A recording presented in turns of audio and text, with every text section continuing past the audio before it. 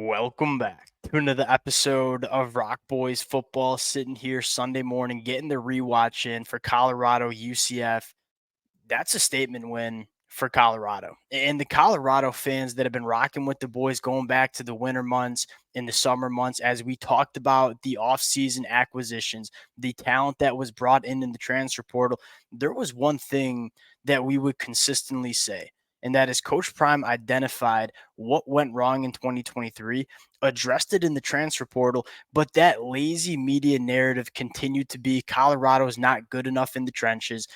The caliber of player that they brought in this cycle in the transfer portal versus back in 2023, it was night and day. And you're seeing that manifest itself on the football field in the 2024 season. Now, when you talk about Colorado, the first couple names are Sheduer Sanders and Travis Hunter, some of the two best players that we see in all of college football. Well, guess what? They were some of the best players we saw in college football in 2023 as well. The biggest difference between this team is what they are along the lines of scrimmage. What was the biggest question we had coming into this football game against UCF? This is a UCF team that I thought should have been a top 25 team in the country heading into this matchup, was one of the best rushing attacks that we see in the country. Colorado, in terms of yards per carry, outrushed UCF 4.5 yards per carry to just 4 for UCF. That was the biggest storyline in this football game. Yeah, Sheduer Sanders had a phenomenal game. Travis Hunter had a phenomenal game. But what Colorado has done along the lines of scrimmage, we said it in the offseason, it looks and feels different. We're seeing that in the 2024 season. And this was one of those games that you really start to understood why this team is different from 2023. Now, there's still going to be people in the media that don't watch the football games. Probably the last Colorado game they watched was Colorado playing Oregon last year, that don't realize that this team is different along the trenches. But the Colorado fans that watch every snap, they certainly see that. We want to talk about what we saw from this Colorado program, where they can go in this 2024 season. Now, before we get into it, as always, just want to say thank you to you guys and a shout out to the Colorado fans. It was a blast talking this program, not only in 2024, but going back to the additions they made in the transfer portal. The amount of support y'all continue to show to the boys means the absolute world. If you guys do enjoy the content, consider subscribing to the channel. Much more importantly, would love to hear your takeaways sitting here Sunday morning. Without further ado, let's get into this one and let's start with what we saw from this Colorado defense. We're on paper 461 total yards for UCF. You look at the difference makers that Colorado has. I think it starts with the linebackers. This is night and day from what we saw in 2023. And this is a UCF offense that is going to test the linebackers in so many different ways. You talk about having a quarterback in KJ Jefferson who can obviously keep the ball, hurt you with his legs. You talk about RJ Harvey, who might be the hardest running back to bring down an open space that you see in the entire country. One, these linebackers, from a physical trait standpoint, from how they played on the football field, they didn't miss tackles. They were flying around the field, being extremely physical at the point of attack. But I think the more important takeaway for me was, look, guys like Nikhai Hill-Green, you can tell the preparation throughout the week paid off. Like, this is a UCF team that wants to give you a lot of eye candy. They're going to run the football. We all know that, but they're going to run the football in so many different ways. And if you're a linebacker, you need to know your keys. You have to have good eye discipline. I thought Levante Bentley, I thought Nikhai Hill-Green especially, were phenomenal in this football game. And so you have two linebackers that are playing at a very high level. But I think the second storyline is this defensive line. It's got some difference makers, but I think more importantly, it's got a lot of depth, right? What was the biggest problem with Colorado's defensive line last year? When you had to start going into the twos and threes and getting into that defensive line rotation, it was, for lack of better terms, and Coach Prime kind of talked about this in the offseason, it became a liability when you were going to the twos and the threes.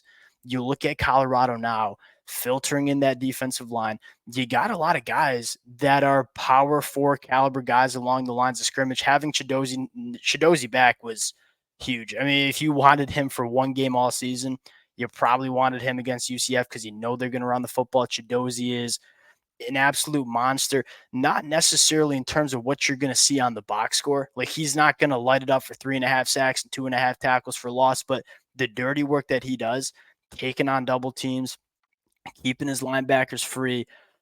It's a massive, massive role that he plays in this defense, and you saw the presence of Chidozie on full display. I'd say the same thing for a guy like Shane Cokes that I wasn't necessarily that impressed with in 2023, but has played much better football in 2024. You had guys like Arden Walker step up. You had guys like Samuel Okunlola step up. Arguably, or Colorado's best player on the defensive line, and Dan Hayes, wasn't suited up for this football game. And Colorado still did very good against the UCF rushing attack that, again, is going to test you in a lot of ways. You look at the secondary, it's a hard secondary to throw on, right? Preston Hodge, I think's phenomenal. You look at, obviously, Travis Hunter. If you are an opposing offense, just don't throw it to Travis Hunter's side, because he's a guy that just, that play he made on the interception, that's some freaky stuff. And he's a guy that, whether it's on offense, whether it's on defense, can make those game changing plays. Now, we can talk 20 minutes about Travis Hunter, but I'm sure many of the Colorado fans have already talked about Travis Hunter and know how good Travis Hunter is. I think the bigger storyline is some of the guys that are not going to get a ton of national media attention that played really good football for Colorado against UCF. Now you flip to the offensive side of the football. I think the biggest storyline, and the Colorado fans know we've been kind of banging the table for this, is you got to find a rushing attack. You don't have to find a rushing attack because you want to be a run-centered offense, right? When you have Sheduer Sanders and 4 legitimate NFL wide receivers, we're not going to be running the football 70% of the time like UCF. But more importantly, you have to have some sort of balance, right? You go back to that Nebraska game when you couldn't run the football, and Nebraska's defense was pretty much just pinning their ears back and getting after the passer. When you can't run the football and slow a pass rush down, that's when Colorado's offensive line starts to struggle in pass protection. This Colorado team, I think the biggest storyline throughout the last couple of games is you're seeing a rushing attack emerge for Colorado. It's not going to be the most prolific rushing attack. It's not going to jump out on the paper, but if you can consistently run the football, keep that defense having to respect your balance, it's going to take so much pressure off this offensive line and pass protection. That's what you saw today. Not only did I think the offensive line did a very solid job getting the run game going, but you're having some running backs emerge, whether it's Micah Welch, whether it's Isaiah Gustav, who I think is a guy you want to see continue to get more touches. I think he's electric. I loved him coming out of high school, didn't get a ton of burn against Arkansas or with Arkansas last year. I think that's a very capable running back. You're starting to see that. Micah Welch runs the ball extremely hard. You want to continue to get him to keep attacking the line of scrimmage.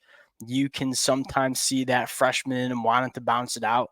This kid's a muscle hamster. You get him attacking downfield, working vertically. I think he's a very good running back. The balance was huge. And then you look at pass protection, it's better. I wouldn't say it's elite, but I would start with Jordan Seaton really starting to figure it out at the starting left tackle spot. I mean, Jordan Seaton through the last 2 games has given up 1 quarterback pressure. For a true freshman at left tackle, that's some next level stuff. And I think what's so impressive about Jordan Seaton is you can tell they're trying to attack the young tackle, give him some stunts, give him some different looks and pressures off the edge. Jordan Seaton, we always said, coming from IMG Academy, was physically ready to start at tackle at the college football level as a freshman. That's the number one thing we said when he committed to Colorado. I think the biggest question mark was, is he going to be, savvy enough and understand the game enough and understand the pass protections enough and assignments enough to play at a high level? I thought you saw some growing pains early in the season. You're getting a Jordan Seaton that is starting to play at a very high level at left tackle, and I would only expect him to probably get better. You look at the passing attack, Will Sheppard is giving this offense exactly what we wanted him to give, and that is that vertical threat. You look at guys like LaJohntay Wester or Jimmy Horn or Travis Hunter, it's not that they can't work vertically down the field, but that's not necessarily where they're most comfortable. They're most comfortable in those short intermediate routes, getting the football and making people miss. You saw them do that. We were looking for a wide receiver that, defenses had to respect working vertically down the field. That was kind of Will Sheppard coming in from Vanderbilt. Will Sheppard is a vertical threat in this offense that safeties have to respect. And not only can Will Sheppard go make plays down the field that we just saw Will Sheppard make yesterday afternoon, I should say, but I think more importantly, he's creating so much more space for guys like LaJohntay, Jimmy Horn, and Travis Hunter to work underneath. If you're an opposing defense and you see a guy like Will Sheppard, if you're a safety, you got to respect it. You can't crunch down on a guy like Will Sheppard. So you're creating some space underneath. You're letting some other players get more involved. Coach Prime said it best in his press conference. I thought this was the most complete game that Colorado had played in terms of complementary football. I think it started in that first drive where Sheduer Sanders throws an uncharacteristic interception. What does Colorado do? Red zone stand. Preston Hodge comes with a pick, kind of erases that early bad start. You saw the offense picking up the defense at times. You saw the defense picking up the offense sometimes. Colorado hasn't put together a ton of complete performances. It's been kind of let's quite frankly, some superstar performances from some really good football players that have allowed Colorado to win some games. You look at Colorado now and say, we're starting to put together some complete performances where most of the roster is playing at a high level. And that's probably my biggest takeaway. You're going into a bye week, got to get some guys healthy. You're sitting here 4-1, 2-0 in conference play, beating a team that a lot of people had as a dark horse in the Big 12. If you're Coach Prime in Colorado, if you're a Colorado fan, I think you have to be thrilled in terms of where this team is going, because we're seeing it go in the right direction, and we're seeing it go in the right direction awfully quickly. We'll close it out there. Again, appreciate you guys rocking with the fellas. If y'all do enjoy the content, consider subscribing to the channel. Appreciate you guys, and we'll talk to y'all later.